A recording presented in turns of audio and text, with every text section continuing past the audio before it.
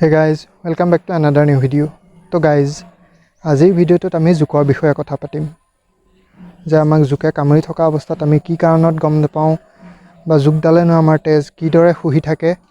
এইবোৰকে আমি আজিৰ ভিডিঅ'টোৰ জৰিয়তে আলোচনা কৰিম তেবলক আমি আজিৰ ভিডিঅ'টোলৈ আগবাঢ়ো তো গাইজ প্ৰথম কথা হ'ল যে এডাল জোকৰ ওজন নিচেই কম খুব বেছি 1 গ্ৰাম 2 গ্ৰাম বা 3 গ্ৰাম মানহে হয় সেইকাৰণে যেতিয়া জোকডাল আমাৰ শৰীৰলৈ উঠি আহে বা শৰীৰত লাগি ধৰে তেতিয়া আমাৰ একো অনুভৱেই নহয় আৰু সেইকাৰণে আমি জোকে আমাৰ শৰীৰত উঠি আহিছে বা লাগি আহিছে বুলি আমি গমেই নাপাওঁ দ্বিতীয় কথা হ'ল যে যেতিয়া এডাল জোকে আমাৰ শৰীৰত কোনো এটা অংশত কামুৰি থাকে তেতিয়া মানে শুনক ভালদৰে কৈ দিছোঁ যেতিয়া জোকডাল আমাৰ শৰীৰলৈ উঠি আহিব তেতিয়া সি এটা নিৰ্দিষ্ট ঠাই বাছি লয় কামুৰিবৰ কাৰণে বা তেজ খাবৰ কাৰণে আৰু সি সেই ঠাইকণ বিচাৰি লোৱাৰ পাছত তাৰ মুখৰ পৰা এটা বিশেষ ধৰণৰ লিকুইড যিটোক এনাস্থেটিক লিকুইড বুলি কোৱা হয় সেই লিকুইডটো নিৰ্গত কৰি দিয়ে মানে ক'ব গ'লে যে জোকে আমাৰ সেই শৰীৰৰ নিৰ্দিষ্ট অংশকণত এনাস্থেটিক লিকুইড নামেৰে এটা বিশেষ তৰল পদাৰ্থ পেলাই দিয়ে বা ক'ব পাৰি যে সাধাৰণ ভাষাত থুই পেলাই দিয়াৰ দৰে সেই এনাস্থেটিক লিকুইডটো পেলাই দিয়ে যাৰ ফলত আমাৰ সেই বিশেষ অংশকণ মানে হাড়হুৰ শূন্য হৈ পৰে মানে এনাস্থেচিয়া দিয়াৰ পিছত যেনেদৰে আমাৰ শৰীৰটোৰ নিৰ্দিষ্ট এটা অংশ আমাৰ চেতনাহীন হৈ পৰে ঠিক সেই একেই কামটোৱেই এই জোকৰ মুখত থকা এই এনাস্থেটিক লিকুইড নামৰ তৰল পদাৰ্থবিধে কৰে জোকডালে সেই এনাস্থেটিক লিকুইড নামৰ তৰল পদাৰ্থবিধেৰে আমাৰ শৰীৰটোক দিয়াৰ পাছত তাৰ মুখখন সেই ঠাইটুকুৰাদি সোমোৱাই দিয়ে যিহেতু আমাৰ শৰীৰৰ সেই বিশেষ অংশকণত ইতিমধ্যে হাড়হুৰ নোহোৱা হ'লেই গতিকে জোকে তাৰ মুখখন সোমোৱাই দিয়াৰ ফলতো আমি গম নাপাওঁ আৰু জোকৰ মুখত 3ডাল দাঁতৰ দৰে বিশেষ বস্তু থাকে মই ফটোখন দি দিছোঁ চাই লওক এই ধৰণৰ 3ডাল বস্তু থাকে আৰু সেই 3ডালৰ সহায়তেই জোকে আমাৰ স্কিনটো ফালি পেলাই তাৰ মুখখন সোমোৱাই দিব পাৰে তাৰপিছত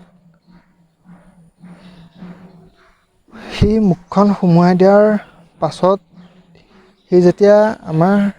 তেজ পাইগৈ তেতিয়া সেই তেজত চালাইভা গ্লেণ্ডছ অৰ্থাৎ লালতি গ্ৰন্থিৰ পৰা হিৰ'ডিন নামৰ এটা প্ৰ'টিন লিকুইড ৰিলিজ কৰি দিয়ে আৰু এই প্ৰ'টিন লিকুইডটোৱে আমাৰ শৰীৰৰ তেজক গোট মৰাত বাধাৰ সৃষ্টি কৰে বুজি পাইছেনে প্ৰথমটো এবিধ সি পেলালেই প্ৰথম যি আমাৰ স্কিনৰ ওপৰত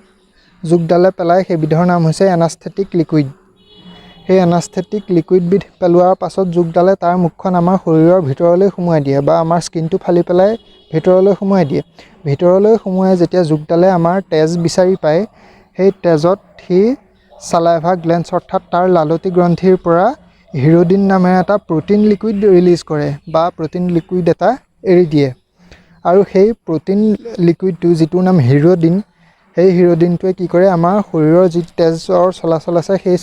মানে যিখিনি ঠাইত সি কামুৰি দিলে সেই ঠাইখিনিৰ যাতে তেজখিনি গোট মাৰি যাব নোৱাৰে সেইটো নিশ্চিত কৰে তো এতিয়া চাওক আমাৰ যেতিয়া সাধাৰণতে কোনো ঠাইত সৰুকৈ কটা যায় বিভিন্ন মানে ধৰক কটাৰীয়ে কাম কৰি থাকোঁতে বা ধৰক ব্লেডেৰে কাম কৰি থাকোঁতে যেতিয়া আমাৰ অসাৱধানতা বশতঃ অকণমান কাট খাই যায় তেতিয়া 1 মিনিট খুব বেছি 2 মিনিট তেজ ওলোৱাৰ পিছতে সেই ঠাইখিনিৰ তেজটো গোট মাৰি যায় যাৰ শৰীৰৰ হিমোগ্ল'বিন বেছি তেওঁৰ শৰীৰত অতি সহজে গোট মাৰি যায় যাৰ হিমোগ্ল'বিনৰ পৰিমাণটো কম তেওঁ অকণ মানে গোট মৰাত অলপ অসুবিধাৰ সৃষ্টি হয় বা দেৰিকৈ গোট মাৰে তো এতিয়া যাতে আমাৰ শৰীৰৰ সেই যি ঠাইখিনিয়েদি সেই জোকডালে তেজ পি আছে সেই ঠাইখিনিৰ যাতে তেজটো গোট মাৰি যাব নোৱাৰে বা ফুটাটো বন্ধ হৈ যাব নোৱাৰে সেইকাৰণে সেই জোকডালে হিৰ'ডিন নামৰ সেই প্ৰ'টিন লিকুইডটো ৰিলিজ কৰি দিয়ে আৰু তাৰ পাছত আৰামত জোকডালে নিজৰ ইচ্ছা অনুযায়ী পেট পূৰ নোহোৱালৈকে আমাৰ শৰীৰৰ পৰা তেজ খাই থাকে আৰু তেজ খাই হোৱাৰ পিছত সি লাহেকৈ আমাৰ শৰীৰৰ পৰা পৰি যায় বা গুচি যায় বুজি পালে তো এতিয়া আৰু এটা কথা যে বৰ্তমান সময়ত বা একচুৱেলি বৰ্তমান সময়তে নহয় পুৰণি কালৰ পৰা মানে জোকৰ এটা বিশেষ ধৰণৰ থেৰাপি চলি আহিছে এই থেৰাপি আয়ুৰ্বেদৰ দিনতো আছিল বা বৰ্তমান সময়তো এই থেৰাপি চলি আছে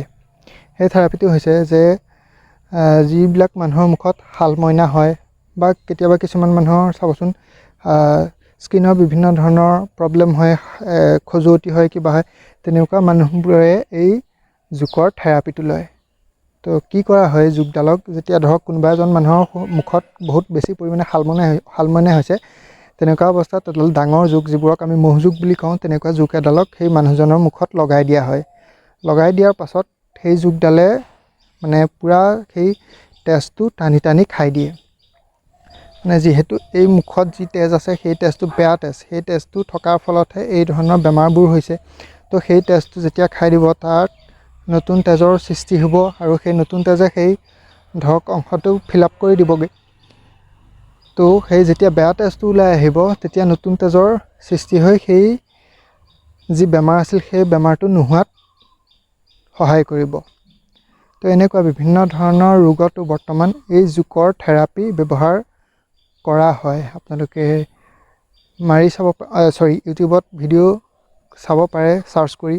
বা ধৰক গুগলতো আপোনালোকে বিভিন্ন ধৰণৰ তেনেকুৱা জোকৰ ওপৰত মানে চাব পাৰে। তো এইটোৱে আছিল আজিৰ সৰু ভিডিঅ'। আশা কৰোঁ আপোনালোক সকলে ভিডিঅ'টো চাই ভাল পালে। যদি ভাল পালে ভিডিঅ'টো লাইক, কমেণ্ট, শ্বেয়াৰ কৰি চেনেলটো ছাবস্ক্ৰাইব কৰিবলৈ নাপাহৰিব। লগ পাম নতুন ভিডিঅ'ত, তেতিয়ালৈ টাটা, বাই বাই।